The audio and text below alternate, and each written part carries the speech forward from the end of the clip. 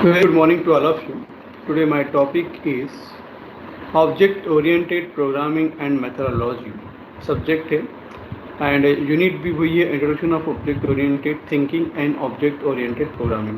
I already covered some content of this chapters.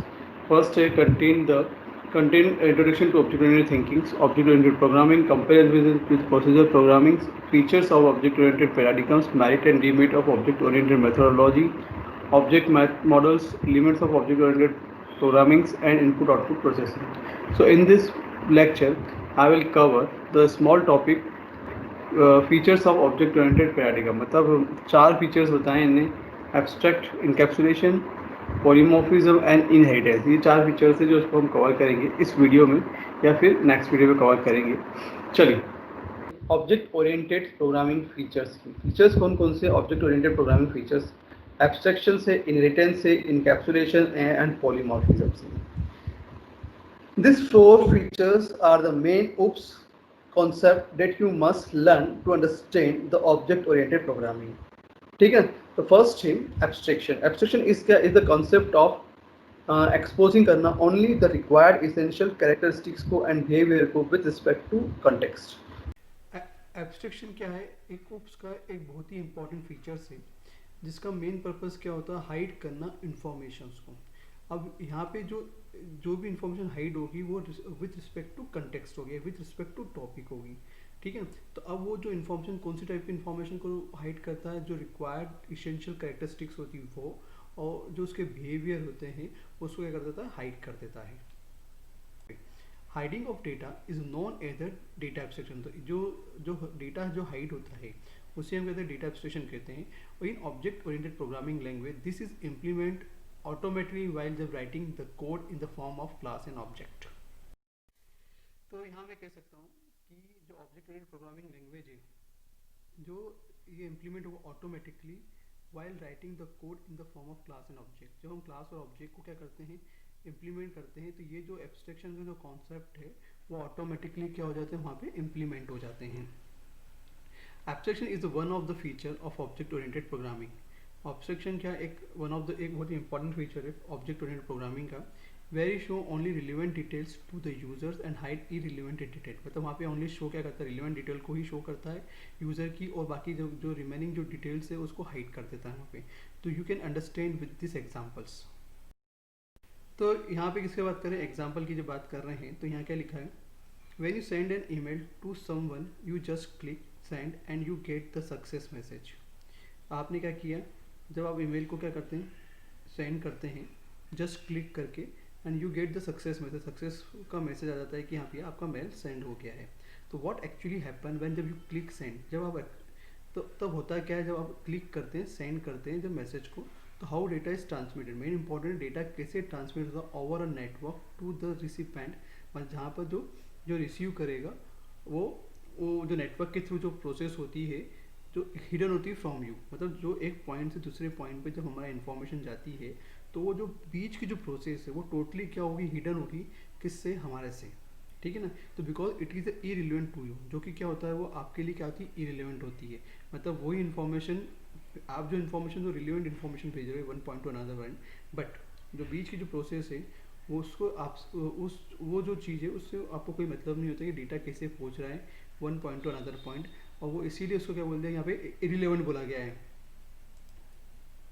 Life example of extraction in C plus plus. अब कौन सा real life example से मैं यहाँ पर उसको डिस्कस करूँगा कि suppose you are operating a mobile phone. जैसे कि आप जानते हैं कि अगर आपके घर पे मोबाइल है तो मेरे ख्याल से आज की तारीख में हर घर में कहीं ना कहीं फ़ोन अवेलेबल हैं। ठीक है, you know that the important features of phones. आप जानते हैं कि इंपॉर्टेंट फीचर्स क्या है फ़ोन के?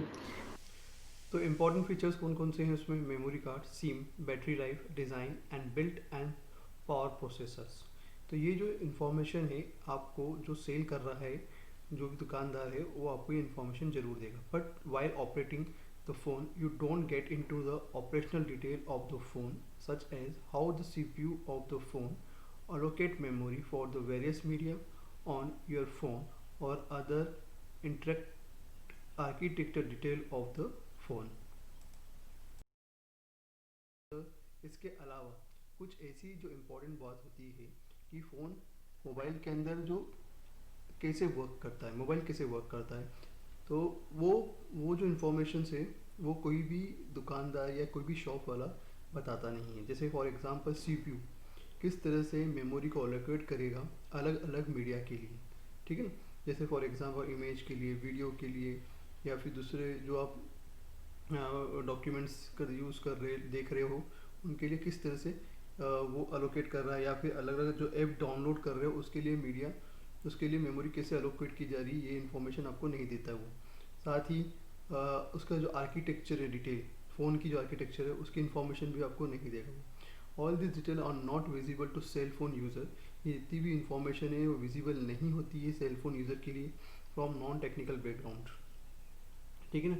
जो नॉन टेक्निकल बैकग्राउंड से है उनके लिए ये सब चीज़ें इन्फॉर्मेशन कोई मायने नहीं रखती है, ठीक है। ये इन्फॉर्मेशन उनके लिए जो टेक्निकली जो थोड़ा बहुत नॉलेज है, दे नो इट, तो they find out the information but they don't know the technical work inside the phone, so this information is not for this persons.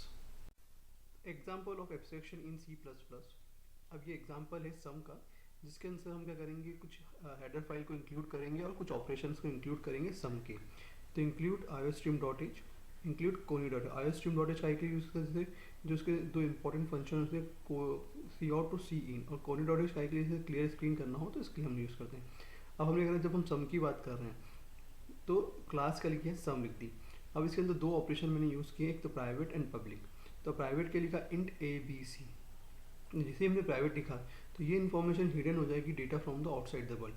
मतलब ये इन्फॉर्मेशन क्या हो जाएगी टोटली, मतलब बाहर के लिए क्या हो जाएगी, मतलब ये प्राइवेट है और ये इन्फॉर्मेशन हिड हो जाएंगी।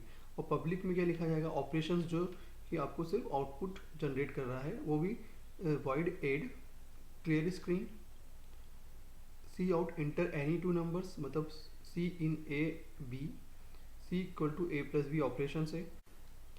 सी आउट क्या है, यहाँ पे सम है, जो मैं C equal to A plus B की जो इन्फॉर्मेशन, जब ए प्लस बी की इन्फॉर्मेशन जो सम होगी वो सी में जब सी की वैल्यू मिलेगी तब यहाँ पे क्या होगी, वो सी आउट के थ्रू यहाँ प्रिंट हो जाएगी और यहाँ पे सब ब्रैकेट क्लोज हो जाएगा।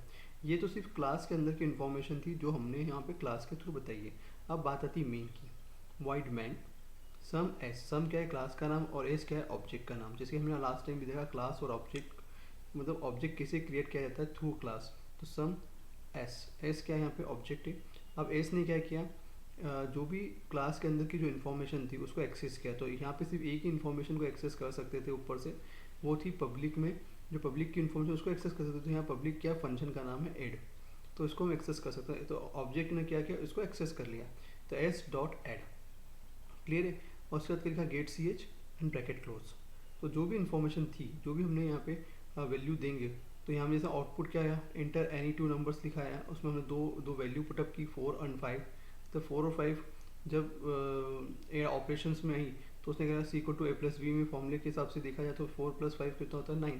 तो आंसर क्या आया, सम इक्वल टू 9 आ गया, ठीक है। तो ये आंसर है इस क्वेश्चंस का, मतलब एग्जाम्पल ऑफ एक्सप्रेशन C++ का। Advantage of data abstractions in C++। अब एडवांटेजेस क्या हैं डेटा एब्स्ट्रैक्शंस के इन C++ में। Here we discuss some of the benefits in order to acknowledge its significance. The benefit of data abstraction are given below. The programmer need not write low level code। तो ये जो abstraction है, जो low level code जो लिखे जाते थे उससे उसको बचाता है। एब्स्ट्रैक्शन प्रोटेक्ट करता इंटरनल इम्प्लीमेंटेशन को, किससे, मॉलिशियस यूज से और उसके एरर से, ठीक है। Abstraction can prevent code duplication and thus the programmer need to perform the same task over and over again. Abstraction किससे बचाता है, प्रिवेंट करता है, मतलब रोकता है डुप्लीकेशन से, ठीक है ना। और साथ ही क्या करता है, programmer need to perform same task बार बार कर सके और एंड ओवर अगेन, उसको क्या करता है, उसके लिए क्या करता है, उसको फ्लेक्सिबिलिटी प्रोवाइड करता है, ठीक है। Abstraction promotes code reuse and properly classify the class data members। तो एब्स्ट्रैक्शन कोड को प्रमोट करता है, दो चीज़ को प्रमोट करता है, एक तो रीयूज को और properly classify the class data members. The programmer can change the internal detail of the class implementations. Programmer change कर सकते हैं इंटरनल, जो क्लास के इंटरनल डिटेल्स उसको चेंज करते हैं without the knowledge of end user. Thereby without affecting the outer layer operations. बस simple सी बात है, जो भी इंफॉर्मेशंस क्लास की है उसकी इंटरनल इंफॉर्मेशन को चेंज कर सकता है, मतलब एंड यूज़र के नॉलेज के बिना भी कर सकता है, और उससे जो प्रोग्राम में कोई अफेक्ट भी नहीं पड़ेगा। ठीक है, तो these are the advantage of the abstractions. Clear है?